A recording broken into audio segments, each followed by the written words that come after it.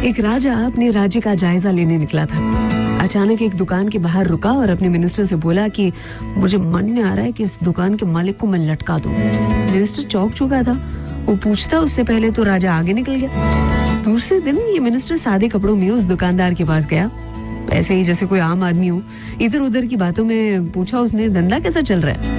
दुकानदार बोला, कैसा धंधा, देखो ना दुकान पे सब लोग आते हैं, मेरे चंदन की लकड़ियों की खुशबू लेकर जाते हैं, माल सामान की प्रशंसा करते हैं, बस खरीदता कौन है? बोला, अब तो बस ये राजा मरे तो उसके लिए चंदन की लकड़ियों की डिमांड आए, और बहुत आएगी, आखिर राजा है वो, और मैं एक ही तो हूँ चंदन की लकड़ियों वाला यहाँ पर, और है कौन?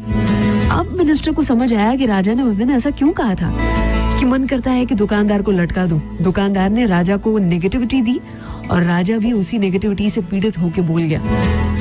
मिनिस्टर ने तुरंत कहा कि मुझे कुछ चंदन की लकड़ी दे दो। दुकानदार खुश हो गया, अरे वाह, उन लकड़ियों को सुंदर लपेट के दिया। मिनिस्टर ने सीधा जाके राजा के पास उन लकड़ियों को रखा, कहा कि महाराज आपके लिए भेंट है, चंदन की लकड़ियों वाला जो दुकानदार है उसने भेजी है। चंदन की खुशबू और उनके सुनहरे रंग को देखकर राजा बहुत खुश हुआ।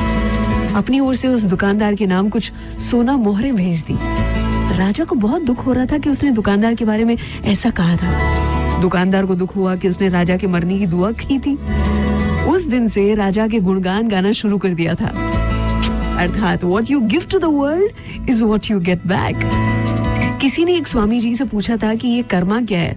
हमारे शब्द, हमारे काम, हमारी भावनाएं। स्वामी जी ने जवाब दिया था, your thoughts are your karma. आज के दिन में हर विचार की जांच करेंगे, नेगेटिव थॉट आते ही ना उसको वहीं के वहीं कुचल देंगे। अर्चना नी સાથે સલામ દુઆ વણકમ પ્રણામ સત શ્રી અકાલ। કેમ છો? સારું છે? અમદાવાદ આખું મારું છે। अर्चना की ओर से गुड मॉर्निंग एंड